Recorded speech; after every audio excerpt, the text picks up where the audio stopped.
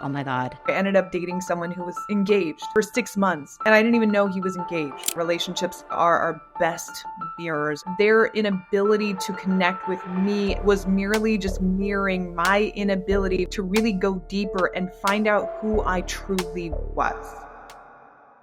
Highest timeline. What the fuck does that even mean? Accessing your highest timeline is you are going to be tested. Are you willing to let go of the old paradigm? And that's going to feel freaking scary. The biggest test is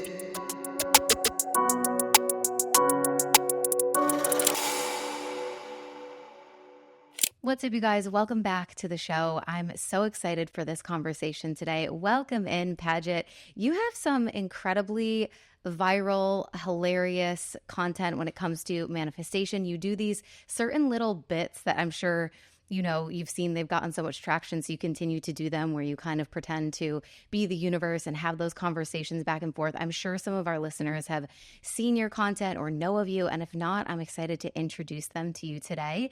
And just before we hit record, we also discovered that we have similar connections and friends in the industry, and that we're actually going to meet in person next week at an event that we're both going to with someone that we both mutually know. So the stars have really aligned for us on this conversation today. Welcome to the show. I'm so excited to have you. Yes, thank you so much for having me. I know it's so funny. It just like it actually brings up the conversation around soul families, right? That we all come here with certain people that we're just connected to through space and time in different dimensions, in different realms, if you believe in that. But to me, that is just proof of that. The fact that we both share some like really similar connections, and we happen to meet right before we're actually going to meet with all those connections. So it's just really cool. Yeah, very wild. I'm sure. Yeah, it's going to be great. And I'm excited to hang out in person, in real life. Nothing beats, taking those like online friendships and connections in the space to meeting actually in real life. So that'll be very fun. But I'm excited to learn more about you and kind of your background and story. I just think what's so interesting when I was reading through your bio is this transition that you made from someone who studied math at UC Berkeley to then kind of becoming this like viral content creator and manifestation coach. Like, I think a lot of people would look at that and be like, how did that happen? Like the type of person that studies math is usually very logical. Maybe they're really into like science or linear thinking or needing proof of things. So were you, and maybe that's not true for you at all, did you always have this kind of spiritual side, or were you quite logical and then something kind of catapulted you into this different like identity or belief system? What was that transition like? Yeah, really interesting question. So I have always been very logical, or rather, I've always been really interested in understanding the root behind things. Like as a little kid, I was always the kid who was like, why, and then why, and then why, and then why, right? So that makes sense spiritually, and then it kind of makes sense in the math in a way where I'm trying to understand the root behind like the algorithms behind like what actually creates reality and things like that. Although math was totally in the other direction of where I actually wanted to go with that. But that whole journey, it was really a journey of me as a little kid, right? Knowing who I am, being really creative and really outgoing and really outspoken and really weird and silly, right? To then realizing, okay, that's not really quite working. And then I got bullied as a kid and all this stuff. And then I became this identity of the person that I thought I was supposed to be, which is like math, engineering, go to, UC Berkeley, graduate, get a job, and have the whole safety and security. And then so coming to where I am now, I just see it as like a full circle of like coming back to myself or coming home back to who I actually am. And the math and the engineering and all of that stuff, it was an important part of my journey to learn certain things, I'm sure. But that I see was more of a detour, because as a kid, I actually wanted to be an artist. Like I was actually very silly and all that stuff and very creative. So that's what that journey was really like getting a little bit lost, right? And then being like, oh my God, I'm totally lost. Who the hell am I really? And then the journey through spirituality, self-development, all of that stuff leading me back more to, okay, who am I actually?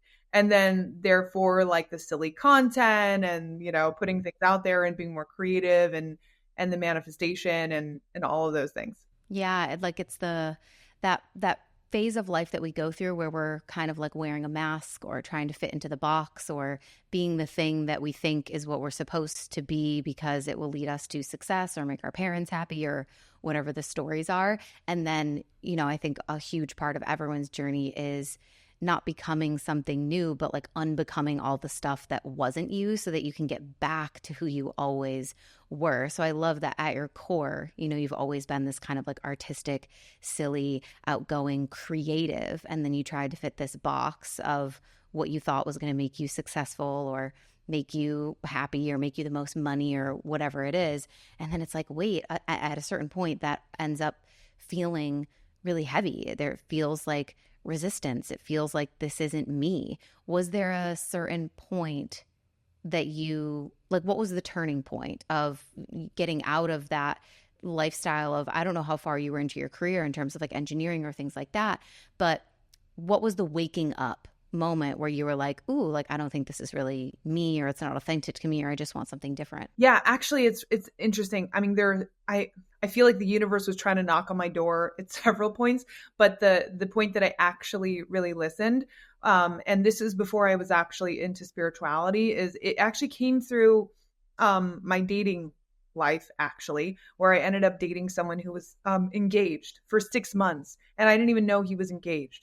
Right. And I thought I loved this person. I thought I was going to marry this person. And then I find out that he was secretly engaged the entire time. And it totally threw me because just like math, engineering, all of these things that we think we're supposed to be, right, to please other people or what is going to check off the box in our lives, he checked off all of the boxes of what I thought I wanted in a partner. And so I was leading more with my head than on obviously with anything else because he was not available. Right. And so when I found out that he was actually secretly engaged the entire time, it really sent me into I guess, the questioning, or you can call it a dark night of the soul, where I was like, wait a second, how is it that someone who was smart has it together up here, right? Somehow manages to get into this kind of situation. Like, I'm not the kind of person who would do that. And that's when I actually went and saw my first psychic, because I was like, how is this happening? Give me clarity. I can't understand this with my mind. And then that's what opened me actually really up to the spiritual, to the energy and all of that stuff, and made me question who I thought I was, or like the value of the identity that I thought that I was, and really break that down to go, okay, well, who actually am I? What do I actually want? What is it in me that literally manifested or created this relationship? And it wasn't just that relationship. It was like I kept on dating people who were very unavailable, or would move away. Like literally 4 guys in a row all moved away. Like after we started dating, after a few months, I'm like, what are the chances of that? I'm clearly, creating this or manifesting this from something, and I needed to figure out what that was. So that really is what led me to really understanding, or the beginning of understanding energy. Yeah, it's so interesting. I was going to ask you about this too, of because you have this video that I find interesting, and I'm sure a lot of other people will too, about like manifesting commitment in dating, and it sounds like that's something that you went through personally, of how do I keep attracting these people that are not committed, or they're not available, or they're actively in another relationship, or they're just going to like up and, move away and go to another state or another country or something. Because I think, many women say that they want commitment, but, they feel like they're not finding the kind of men who are open and ready for the same thing as them. But the point that you kind of were making in this video is like, you want commitment, but or you say you want commitment, but you don't want what comes with it. Can you talk about how you experienced, those 4 men who left, and maybe even the guy that was engaged, being mirrors of something that was going on within you as it relates to commitment, even though you were like, why is this happening? Like, I want commitment. Totally. And you said that so right on, which is that relationships literally are our best mirrors, whether it's a friendship or especially a partner, though, right? They're our best mirrors showing us something about ourselves. And so what they were really reflecting in me, and I didn't understand this at the time. I didn't have the wherewithal to really understand this, even as I approached my spiritual journey. And I really only understood it in retrospect, was I was wearing a mask, right? I was wearing the mask of someone who thought they wanted certain things in their life, the mask of someone who needed a partner who met these certain criteria. And I was wearing that mask of pretending to be a certain kind of person that I thought other people wanted me to be. So, what would happen if I'm not even committed to myself and who I truly am and willing to authentically connect with me at a deeper level? I am going to attract people who are going to have trouble connecting with me at a deeper level as well. Right. So their inability to connect with me at a deeper level, commit to me at a deeper level, was merely just mirroring my inability, my unwillingness to really go deeper and find out who I truly was or am. Right. And being able to commit to my true identity as opposed to a mask that I thought I wanted to be, the mask that I like really worked really, really hard to create, but wasn't really in alignment with who I was. What was the point that you were at when you met your now husband? What do you think it was that changed, or that you allowed yourself to, like, what were the ways that you allowed yourself to meet yourself on a deeper level, to know yourself on a deeper level, to be yourself on a deeper level, that then brought that partnership in? Totally. So after, the I don't know what to call him, the engaged man, after that, right, went into a total spiral, and then went back into the dating pool in a very, very different way, where I like let go. You know how like you can like kind of search with certain criteria on like age and like certain things, and I just let all that go. I'm like, I'm gonna actually just take all that off. Okay. Because now I'm just like, I just want to connect with someone. Like now I don't really care what job they have. I don't care the education. I don't really care the age. I mean, obviously I'm not going to go after someone who's too young or too old. But I don't really care about any of that stuff. I just want to meet someone who is a quote good person, or someone I can connect with. And I remember actually my first date out from that guy, right? Because the universe always delivers to us what we need. Was this guy who was a lot younger than me. He was like, I don't know, 4 or 5 years younger than me at the time, which is a lot at the time, especially. He did not have a stable job or career. He did not meet any of the physical like criteria that I had set out at all. But when I met him, I was able to just be myself around him. And I'm like, you know what? This is kind of nice that I don't really have to put up a front like I'm this hyper ambitious person, that I want all these things in my life. I could just be me, and I can just relax into that. And he gave me permission to almost just like accept that. And I think it was that relationship where I was able to accept more of myself, because because he was also accepting me from where I was at. I was accepting him from where he was at. That after that relationship ended, again, the next date, the very first date after that relationship ended, and it ended well, is when I met my husband. Because that relationship was almost the heart opener relationship. It was a relationship where it's like, okay, you have permission now to like open your heart. Not like what you think is being vulnerable, but really being vulnerable, showing who you actually are. I started to crack that open in that previous relationship, so that I was energetically ready to meet my husband. Did I have a shit ton of work to do when I met my husband? 100%. That was not easy at all from there. But I was energetically at the point where I was ready to go on the journey with him, of like, okay, we are now able to go on this journey, even though it's going to be very hard in the beginning. We're both evolved enough and broken down enough, like our masks, that we can start to go on this journey. And so I think it's really just about being energetically ready to go on that journey with the other person. By the way, my husband also had come out of a pretty devastating relationship before we met as well. Again, breaking down the barriers, being forced to break down the barriers, being forced to break down who we thought he was on some level. This isn't a conscious thing that happened. It's just what the universe threw us. And then we were able to meet and be like, okay, now we're a little bit more who we actually are. And we're a little more open to going on this journey together. Okay, let's go on this journey together. And then obviously the journey together after that was very difficult because we had more things to learn, but we were mature enough and energetically ready enough to go on that journey. How long have you guys been together? Like literally 9 years. So we met Oh my 9 years gosh. ago, like 9 years and a month ago. Yeah. Oh my God. Yeah, I've been together with my partner for 9 years as well. We met in 2015. Yeah. Yes. Yes. Oh, Yeah, so funny. similar time frames. Yeah.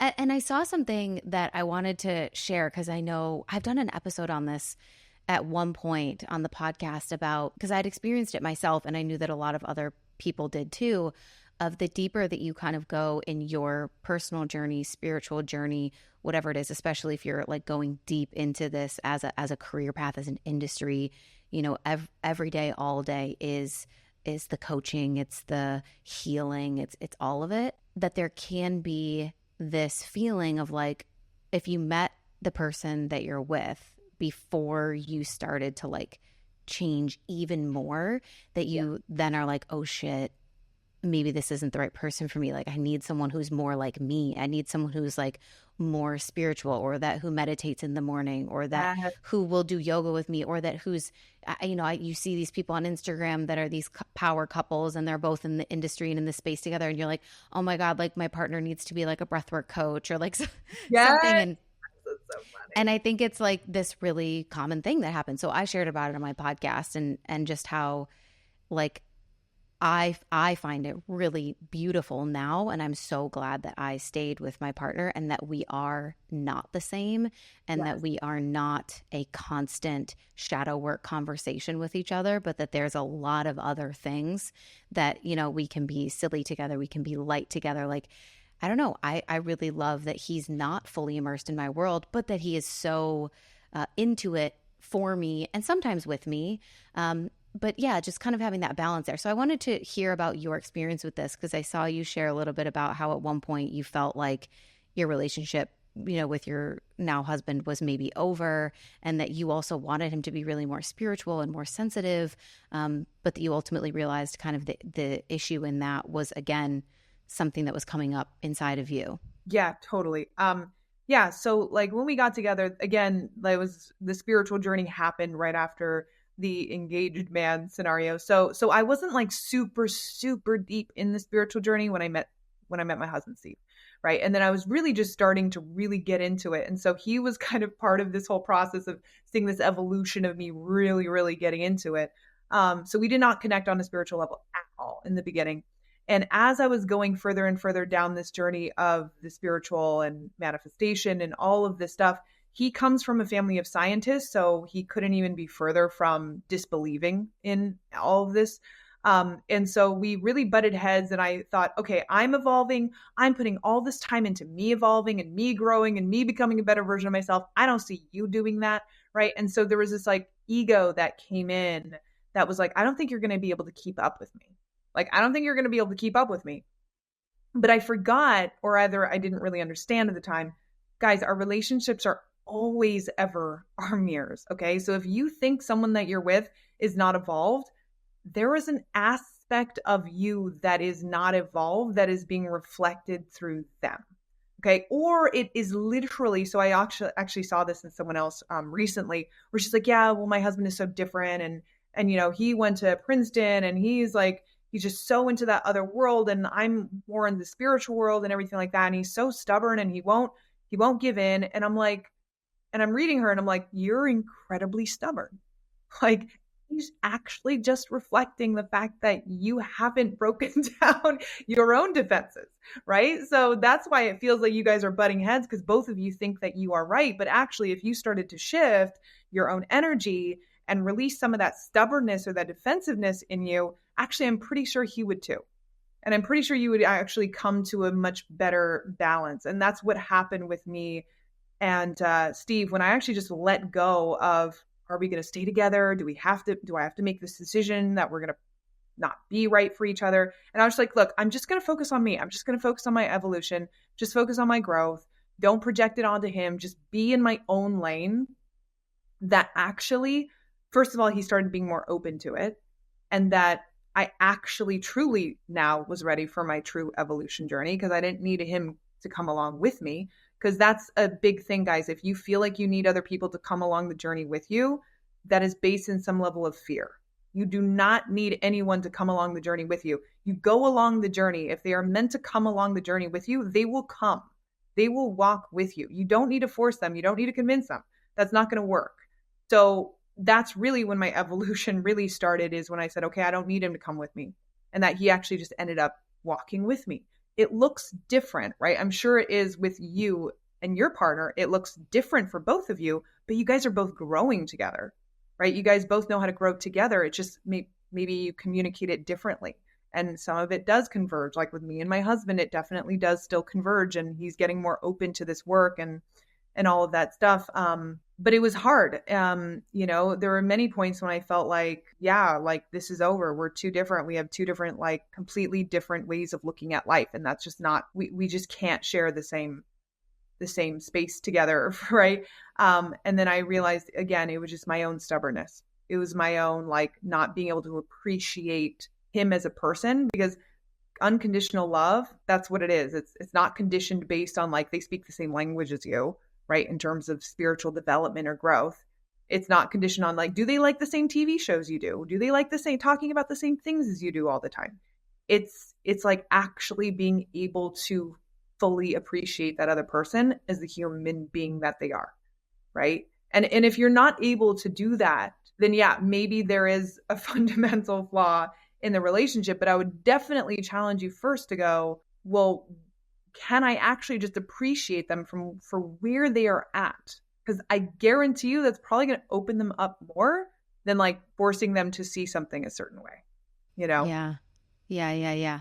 I think the key is like not needing them to come. At least it was for me. Like I'd never felt like I needed my partner to do what I was doing or to be into it. I just was really into it. And then I'm sure, as with your case, which we'll talk about in a second, of all these like quantum leaps and how things really started changing for you. And it's like people are like, whatever they're doing is working on some level, and it's kind of like you just be the lighthouse, be the living proof. And then they're kind of like curious of like, oh, what is that thing, that you're doing? I'll never forget one time when my partner asked if he could do a manifestation bath ritual with me, where we were literally like making like a little honey and milk like spell and like putting it into the Oh bath my with like gosh. crystals and shit. And we're like sitting in the bath and he's like, okay, tell me what to visualize. And I'm like, I think I lighthoused really hard, because this is like next level of like, also my partner is he's Spanish. We met when I was studying abroad in Spain. So he comes from a really traditional, Catholic background country. He's always been like super open to all of my things and non-judgmental ever. But it was also just really interesting seeing this like really big Spanish man like tucked into like a small European bathtub. Like, tell me what to visualize. That's amazing. I haven't gotten there with Steve just yet. He will never admit this publicly. He does ask me to work on him sometimes, but that's about it. Like, he's never ever going to do a manifestation ritual ever. Like, I'm like, would Harry, do you want to go with you? Nope, absolutely not. I'd rather just sit and watch my sports. Okay. That's Yeah. amazing.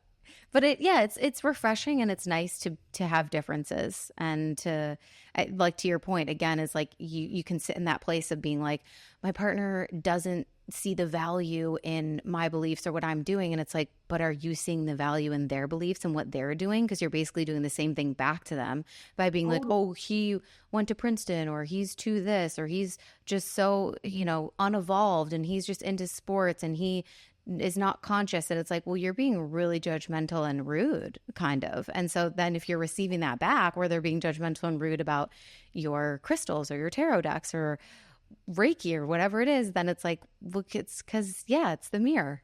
Absolutely. That's so true. That is so true. Yeah, exactly. I want to talk. I alluded to this just a second ago, but I want to kind of get into, because like I feel like quantum shifts and quantum leaping is like one of your big themes. It's something that you teach a lot about. You have a program around it. And I read this part of your story where in August of 2022, you were barely making like $2,000 a month in your business. And within just like a 15-month time frame, you leaped to $1 million in revenue. So, this like massive kind of illogical, nonsensical leap, you say that it happened because you kind of discovered this certain secret to creating quantum shifts that would normally take 10 plus years, but you can kind of condense that time down and do it faster. What was it that you discovered or that really changed the game for you in 2022 to kind of make that happen? Yeah. So going back to what we were talking about earlier is the unbecoming, like, right, of who you thought you needed to be, right? So that was really what the process was. Is I actually got to a really, really low point emotionally in order for me to open myself up to the ultimate journey that I went on, right, to create the quantum shift. But it was this really, really low place where nothing was working for me. Of course, and so guys, if you reflect on a place that you have been, that has been very low for you, it was probably actually a portal, or was actually an opening for you to shift, for you to welcome in some sort of shift. Right. And whether you say yes to it and you take it and you're observant enough to see it, that's on you. That's your own free will. But I was in a really, really low place. I was really frustrated because I wasn't really getting anywhere. And then I remember I was like pacing around in my garage, like to myself, because I don't want my husband to see or anything. And I was just really frustrated. I was sweating, and I was like, just like, why the F isn't this working? What's wrong with me? All of this stuff. And then I felt like this rush of energy just come through my body. And it was like this knowing that came through me that was like, you are the creator of your reality. Right. And it wasn't like a voice necessarily in my head, but it was just this knowing like, hello, you created all this. You're creating this right now. Like, you're creating your reality. And then just as soon as it came, it just left. And I was like, what the heck was that? I thought I was actually having a heart attack. But then I knew at that point, if I can connect back with whatever that knowing was, that like, you're creating your reality, then you can create your reality. You can become the creator of your reality. And that's what actually started me on this whole journey to discovering what I call is the secret to manifestation, which is really just releasing everything that you are not. At like a DNA level, at the highest levels of frequency in your field, releasing all of the patterns that are keeping you stuck, that are holding you back, that are putting you in these holding patterns of repeating the same cycles over and over and over again, stopping your evolution of self. And actually, as you release those things, you become more of who you were always meant to be, so you can actually attract the life that you were meant to live. So it's not really, it is a quantum jump in that when you accelerate this change of releasing and releasing and releasing at at higher levels of consciousness, that accelerates the change. But what it really is a fast track to you just becoming the version of yourself that you were always meant to be. Right? It's not like becoming someone else. It's not like quantum jumping through wormholes and then like landing and like all of a sudden your hair color is different. It's like, oh my God, I've arrived home to my power that was always there, but it was all the energy that was like gunking it up that made you forget how powerful you actually are. And so when you release all that gunk, you remember. And then all of a sudden, when you start to remember more and more, and that becomes a process of remembering more and more and more and more of the limitlessness within you, that's when you have the energetic leverage, that I call it, to be able to actually create results in your reality and feel yourself creating those results. Like, feel the intentionality of it and feel the collaboration with your higher self in it, because you're more connected to yourself. Would you say it's kind of like a form of radical authenticity? It seems like what you're talking about is stripping yourself away from or letting go of all the things that are not you, not core to you, all of the masks, all of the fakeness, all of the boxes that you're trying to fit in, all of the desires that you think you should have, all of the people that are not serving you. Like, is that what we're talking about here? Like the physical kind of like unraveling, letting go of all the things that are not you, capital Y U, whatever that means, kind of like on a soul, like core level. Yeah, totally. So the way I would see it is anything in your physical reality that is showing up as less than what is ideal for you, it's just represented by an energy in your field that you're holding on to. So everything in our physical reality is just a projection of something in our deeper energetic field, right? So that bad relationship or that bad career or that bad whatever, quote unquote, bad negative thing. It's just a reflection of some energy that you're holding on to because you're just a projector of your reality, like literally. And so, what I mean by releasing who you are not, yes, it's going to look like on a physical level, oh my gosh, those friends fell away. Oh my gosh, that relationship fell away. Ah, that career fell away. All of that thing. But those things falling away are just a reflection of the fact that you've released something that is inauthentic in your deeper core energetic field. So let me just give you an example because it's just something that applies to most people. Like when we get into our 30s and 40s, especially, like we start to age, right? And this is what I see with a lot of people that I work with, but they start to age because what's happening is they're almost like energetically turning into, let's say, like their parents or like a parent or like a grandparent or something like that. So I literally actually, when I see someone, I'll see, oh, you have your grandmother in you. Even though I don't know what their grandmother looks like, I just know that it's not who they are. Like, so energetically in their DNA, they're actually storing energy that they have inherited. Like, I know this sounds kind of wacko and crazy, but it's a real thing. And actually, as they release that energy, they start to even feel lighter. They start to feel more youthful. They have more energy. They feel, quote, more like themselves. They feel better in their skin. And it wasn't something that they did really on a mental level. It was just something that happened at a higher level of what I call consciousness in their field. So that's basically the work that I do. Is I just help to open up those higher states of being for people. Is this through like energetic work? Is it through subconscious reprogramming? Is it through hypnosis? Like what are the modalities? Because you mentioned when they release that energy of their, let's say, grandmother, the other shifts kind of just start to click into place. But how does that initially happen if it's not happening on a conscious level? Because I know you've said like we can't think or emotion our way to change because those things aren't deep enough. So what is deep enough then? So I want to caveat that by saying that I am not saying that emotional work, mindset work, subconscious programming, all that stuff is not working. I don't want to say that it does not work because there are people where it does work for them. But what I argue is the people that it works for and it's highly effective for are the people who energetically at a deeper level are already aligned actually to those possibilities that they're able to unlock with subconscious programming. Okay. So what I'm talking about is actually unlocking a whole nother level of possibility. And in order to do that, you have to change at a deeper energetic level, which is like what I call your core energetic blueprint level. And so the way that you go about doing that, I mean, it sounds simple, but it's actually, it feels tough when you're in the process of it because you have to detox a lot of garbage.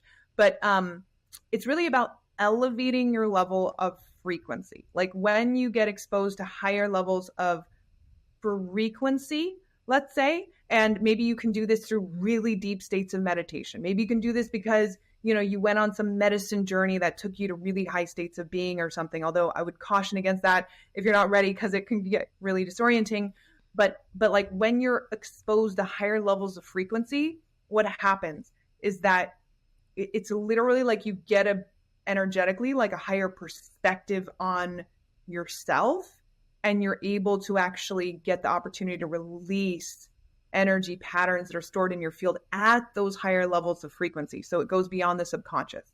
And when you do that, that's when like you literally start to change your energetic identity. Like people will come to you like a year later or 2 years later and go, whoa, you're not even the same person that you were 2 years ago, because you're not. Like you've literally changed your dimension of self at an energetic level. And then when you do that, use the subconscious programming, the mindset, the emotional work, all that stuff, it works better. It actually helps you even open up that possibility even further, right? But like changing your dimension of self, that's like a whole other game that I like to talk about, I guess. How do we unlock our highest timeline? Is this kind of a similar thing that we're talking about here? Like for someone who like, you know, we say this all the time, like our highest timeline, but like for someone who's like, what the fuck does that even mean? Like, what is our highest timeline and how do we start like accessing it? Yeah. So your highest timeline, and some of you guys might have already might have gone through something like this and you didn't even realize that you went through it. Like a huge awakening, a huge transformation of self where you feel like you're a different identity of self than you were before, right? Some of you have gone through this and you didn't even know that you were going through this. But basically, accessing your highest timeline to me is exactly the process that I was talking about. Because when you just connect with your core essence, like the fractal of source that runs through you, you are limitless. Like you do have all the power. You do have all the ability to create whatever you want. But the biggest thing that actually caps us or holds us back from shifting into knowing completely how powerful we are. We don't want to know it all at once. It's a little too scary. But what actually stops us from that is our fear of knowing our power. That's actually the biggest thing that stops people from going to those higher spaces is the fear of knowing their power, which sounds really freaking weird, but it is a real thing because it's actually kind of scary when you know how much you're actually responsible for, because then you start to see through, quote, the matrix of this reality, and that is scary. Like we came here to have a human experience. Like seeing through this matrix can feel a little creepy sometimes, right? So we're like, okay, let's hone it back. Like I don't want to know I'm too powerful. Like give it to me in doses, right? Like let me have a better life, but like I don't want to know it all at once. That's too frightening. But the more you're actually able to release that fear and be willing to actually come into your power and see your power, like the faster you can actually shift, the faster you can actually come into that change. In terms of you, like you personally, habits and rituals, is there anything that you like to do on a daily or weekly basis that kind of contributes to your personal growth, magnetism, manifesting, the next level of your life or business? Are there any things that you enjoy? Are you pretty, I feel like I'm so uninteresting when it comes to routines. Like I switch it up all the time. I'm like, you guys don't want to see my morning routine because half the time it's like literally like it's not anything I'm not the girl that's like with the 2-hour morning routine, but I love hearing about other people that are obviously doing incredible work and creating amazing shifts in their own lives and for their clients.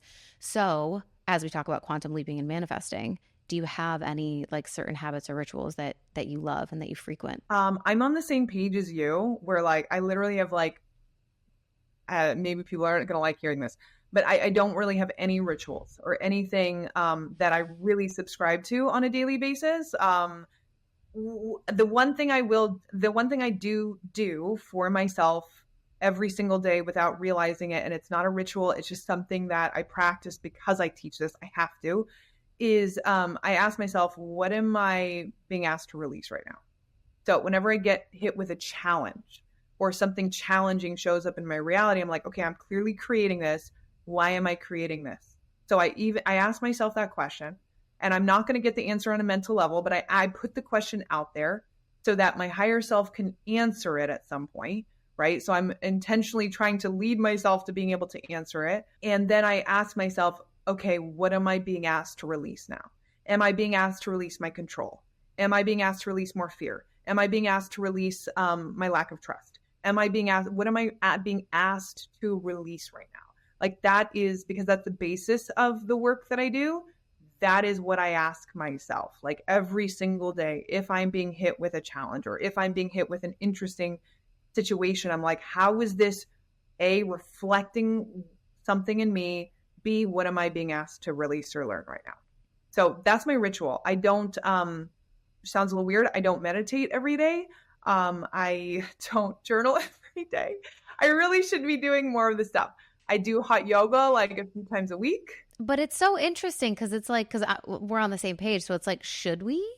Or is that just like something that we think because it fits the description of like someone who like does this type of work? I mean, of course, those things are great for you. Like we would all benefit from meditating more often, no doubt about it. But I definitely go back and forth in my head too of like, should I be the person that has the 2-hour morning routine that does the cold shower and the, whatever else? And I'm just like, no, I think I'm good. Yeah. Like think about it, guys. Like, 'cause Because it's not just about the things you do, it's about like where you're coming from when you do it. If you feel like you need to do that stuff in order to perpetuate whatever you're trying to perpetuate or create whatever you like, that's What happens when you can't do it? that's exactly my point. Like I'm all about no, just be it. Just be it. So that way you don't have to do anything to be it. You just are it. You just exist in it. Like I don't have to like hype myself up in order to go on a call. Like I don't have to do any of that stuff. Just be it. Right. Yeah. And then like if you want to journal because you want to take that time for yourself, then do that. That's amazing. Right. But if you're doing it out of like, oh, I need to check these off my list, otherwise I'm not set up for the day. What are you setting yourself up for? Yeah. Holding you back. Right. The checklist itself is setting you up for guilt or shame or feeling like you failed at the outset of your day. Exactly 100%. I think people do that and I'm like, okay, that's literally going backwards. Yeah. Yeah. Wild. It's funny because I feel like I just inherently was that way. And then I felt like I shouldn't be this way of just kind of like moving through life and doing things when I feel called to do them, but not having structure or routine. And exactly as you said, I felt like, oh, maybe I should. I should be the person that wakes up, that meditates at 5 a.m., that, you know, does a visualization every day of my future life, whatever, whatever. And then I was just like, but no, like that's a should to me. That's not what's like naturally coming forward. And I tried to do it. I tried to create the structure. And I'm like, okay, I'm going to do this, this, and this every day. And it does not feel good for me.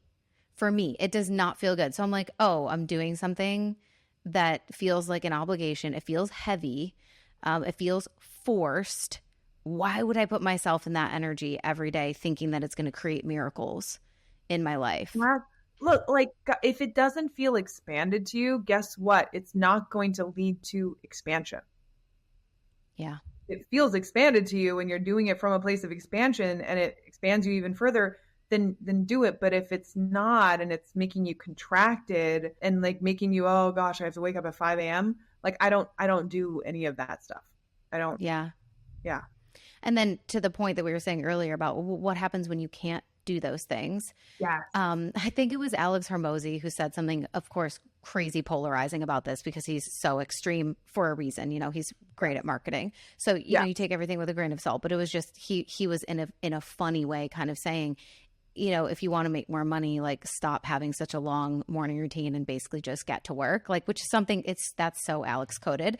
But basically he was saying like, if I believed that I needed to do 55 things before I could be successful for the workday, I would be creating limitations for myself for when I'm not able to access those things. What happens when you're traveling or you get thrown out of routine or something else comes up in your personal life, which prevents you from being able to do those things. And I think people without realizing do build this belief system then of like, because you'll see they'll go on vacation and they'll be like, I just like haven't been able to be productive because I've been so out of my routine and I really need to like get back to like this, that, and the other thing. And it's like, you've decided that you are less powerful when you don't have 2 hours in the morning to do all of these very specific rituals. Whereas I prefer to walk through the world believing and knowing that I attract magic everywhere I go, no matter what I do.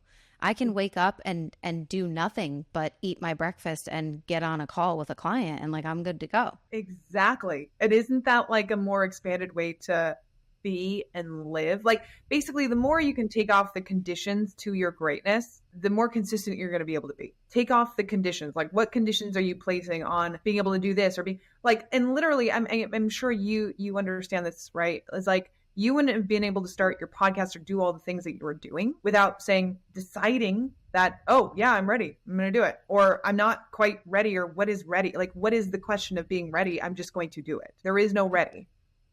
Yeah. Ready's a lie. Yeah. I always say like ready isn't a feeling, it's a choice. So you don't come into the feeling of like, oh yes, finally I'm ready, but you can decide like I'm going to move regardless. And that's like the choice of readiness for sure. Okay. I want to talk about this idea of universal tests because I haven't actually talked about this in such a long time. I feel like this was something that I, like years and years ago, I remember being like, oh my gosh, it makes so much sense. I think I read Gabby Bernstein's book, The Universe Has Your Back, and she talks about universal tests in that. And I was also going through my first kind of big experience of having a universal test while knowing what it was. Obviously, we get tested all the Yeah. time, but I didn't know what it was until I was reading that book and I was like, oh my God, I have a universal assignment. Fuck. I was like, Yeah. oh my God, I have to pass this test.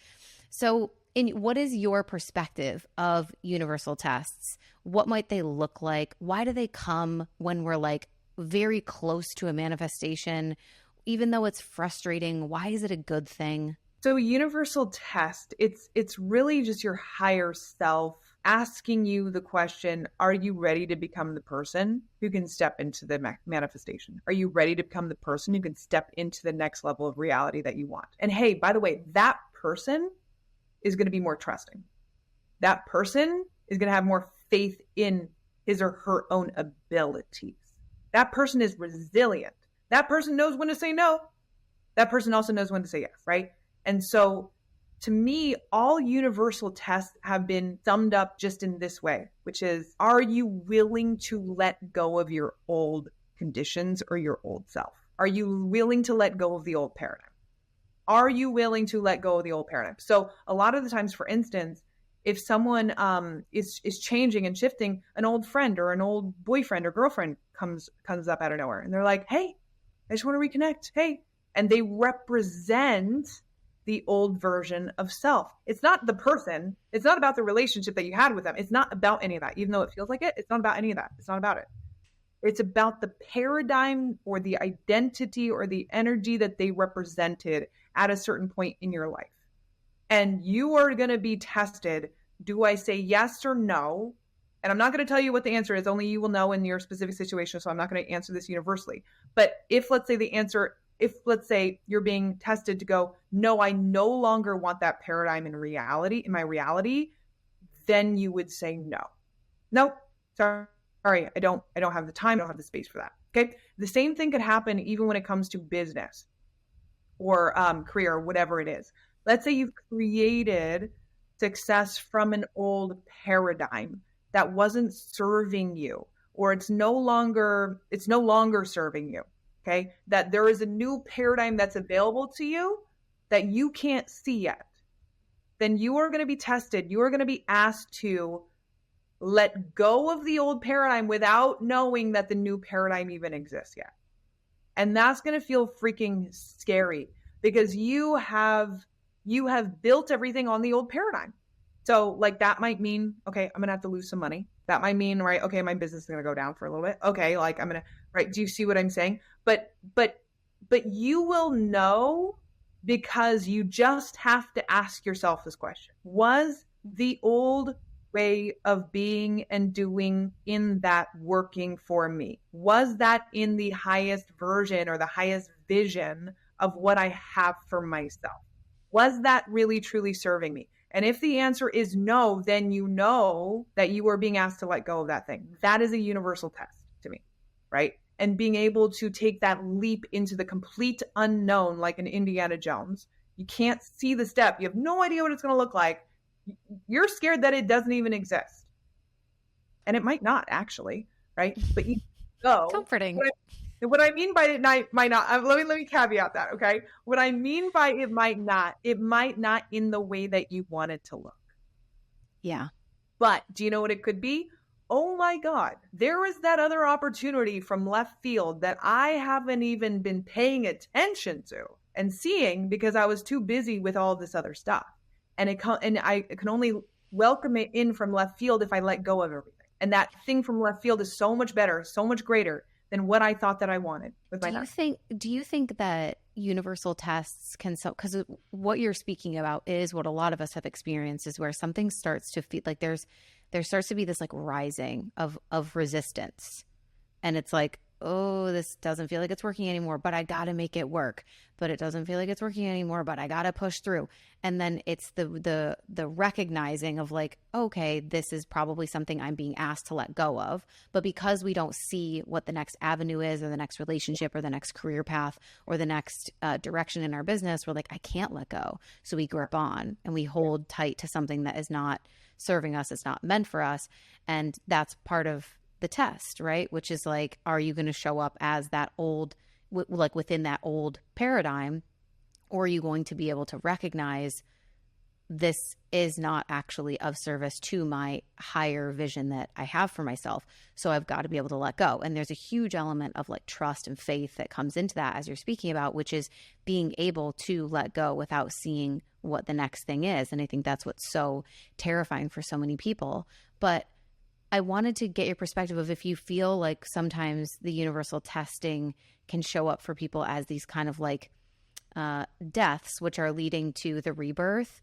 Like sometimes it's really intense, the crumbling that people can experience, where they feel like, and maybe that comes from not listening, because I know we've all experienced that before too, where we know we're getting a sign, the universe is speaking to us, but we're scared. So we're like, no, I don't want to hear you right now. It's okay. Right. I'm just going to ignore. And then it gets like stronger. And then it's almost like this mass destruction where it's like, I'm no longer going to allow you to drive this ship because you are going to crash. So I'm going to crash for you in a different way first so that I can save you in this weird way. Can you speak to that like death and rebirth kind of cycle? Because I feel like, I don't know if you've had conversations with people, but I feel like there's a lot of that happening right now. At least I know a lot of people in my life, friends, and they're like, wow, this year has been a big kind of like crumbling or death and rebirth. 100%. Yes. This year is a big, like I've been calling this for the past couple of years. I'm like, 2024 is going to be a doozy. Yes. So think about it like a toxic relationship where if it seems really, really nice and for all intents and purposes, but then like, oh, I got a really big red flag. Ooh, that was a really big red flag. Okay. But you're like, you know what, let's just cover that up for now because things are going well. And I have to worry about all these other things. So let's just take care of that later. Okay. And then another big red flag. Okay. But still, let me just ignore it. I'm just going to take care of it later. Then what's obviously going to end up happening? Oh my God, they just cheated on me and had an affair. And oh my gosh, my entire reality is now completely crumbling because like I wasn't paying attention because I didn't see it. And now it has to fall away. I can't just ignore it. I can't put it under it's the same exact thing that the universe will do in every single aspect of your life. So let's say in a business, right? Where it's like, okay, I know that like I'm tolerating certain things that like don't feel that good, or I don't really like it, or it's not really working for me, and this isn't really sustainable, and it's not really working for me. And then you're like, but come on, because like it's still making me money, so let me just continue, right? So you just continue. It gets worse, it's worse. You're like, okay, but then it'll get better after this point. It's like gets worse, and then you don't listen, and then so it's just like fucking crumbling, right? It'll crumble because it's basically saying, you cannot, like, we are not even going to, like, your higher self is coming in to protect you to go, we ain't even gonna give you the incentive at all for you to fucking think you can continue. So we're gonna have to take away your pacifier and be like, okay, you have nothing now. Okay. So now you have no choice but to rebuild in the way that you know you can, and then the way that you know that you want to. Okay. Now, the scary part of that is obviously because we have all the questions. Well, can we rebuild? Like, is that even possible? Like, how are we going to do it? All that stuff. But if you think about everything else that has ever manifested in your reality, you didn't really see it coming, or you couldn't have planned it. It just happened, right? You were just able to do it. It just had its own momentum. It had its quote own life, which was really created by you. But the only thing that you can do in that scenario is just let it crumble to the ground, right? Let go. There's nothing else to let go of. Okay. Total destruction of ego. All right. Okay. I admit it wasn't working out for me. All right. I let all of it go. Okay. Now what? And then you're going to be able to, you have to trust that, because this is why people don't want to let go. They don't trust that they can rebuild. You have to trust that on the other side of the crumble, you can rebuild. You did it before, you can do it again, and you're going to do it better. But you have to trust that. You have to trust in yourself. That's what I'm saying about a lot of times, especially at the higher stages, the biggest test is, can I trust myself? The biggest test you're going to be given is, can I trust? Can I trust? Can I trust? Can I let go? Can I trust? Right? And that's where we fumble, is because we're like, no, because what is there? What else is there? I don't know anything else but this. Right? But that's what happens the higher you go. And it's scary, but it is happening for your best interest, you know? Yeah. Yeah. It's so funny because I always say my number one strategy in business is self-trust. Because I think that like it has to be the foundation of everything. Like, oh, how did you do it? I don't know. Self-trust. How did you decide to let go of that program? I don't know. Self-trust. How did you decide to, go all in on this project or invest a bunch of money in new team members or whatever?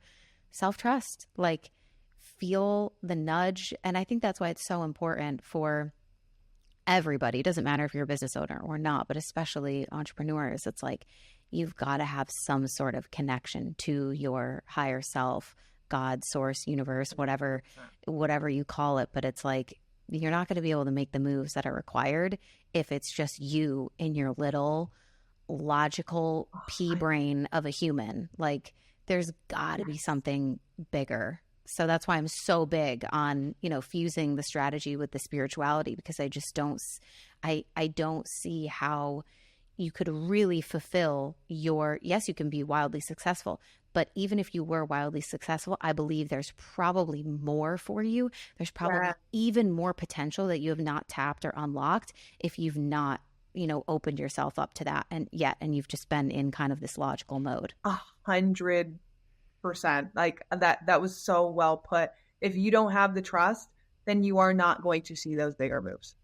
You just won't, right? Because you don't have any trust that there is anything bigger out there. You just know what you know. And that's where people cap out, is where they just go, okay, this is all I know, and this is how it's always going to be, and this is the only way that it can be for me, and that's it. And there's got to be risk. We know that. Like, to get to the next, like, that's the game, right? There's always risk involved, which is another thing that we're so averse to. Like, oh no.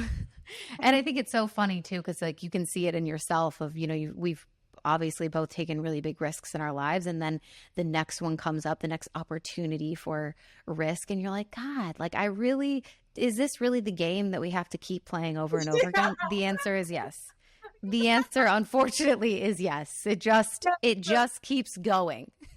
It literally, like, guys, I'm sorry for you guys listening to this, but like, if you are meant for bigger and more, sorry, you are going to have to play this never ending game of letting go and risk and stepping into the unknown. You're just going to have, that's just what it is. That's what that's what life is. So better just accept it now than resist it. Exactly. Find joy and humor and fun and levity in the journey, because it just keeps unfolding, and there's deeper and deeper layers, and all the problems that you thought that you solved are, come with a whole set of new ones. And 100%. I think that's life, because otherwise we would just stagnate. So yeah, so good. So good. Thank you so much, Paget, for coming on today and sharing your wisdom and just having a really awesome, dope conversation. I feel so aligned with you and just kind of like your energy and the work that you do. So I'm excited to introduce you hopefully to some new people. If you guys are new to Paget and her work, make sure you go and follow her on Instagram. Let her know that you came from the podcast. And can you let them know where they can find you and some of your like programs, your website, somewhere that they can get in touch if they're curious about doing this work with you? Yeah, so you can find me easily on Instagram at Paget Kagy, which is going to be in the title, my name. And then on my Instagram, you can find my link tree, which has links to different programs, and my signature program, which is Quantum Shift Accelerator, which is a 12-week program with me where we release your energetic blocks and give you the blueprint on how to create those quantum shifts that we've been talking about on this episode. And it's not always, guys, this journey is not always going to feel pretty, right? But the results are worth it. And how you transform within yourself is so worth it. So worth it. So worth it. You'll never regret doing the deeper work on yourself. We will link everything in the show notes for you guys, all of Paget's socials, her website, everything. So you can go find her. If you enjoyed this episode, if you know someone who would really resonate with this conversation, make sure you copy the link, send it to them in a message, send it to a friend in a group chat, let them know you were thinking of them. And we will see you guys next week. Bye.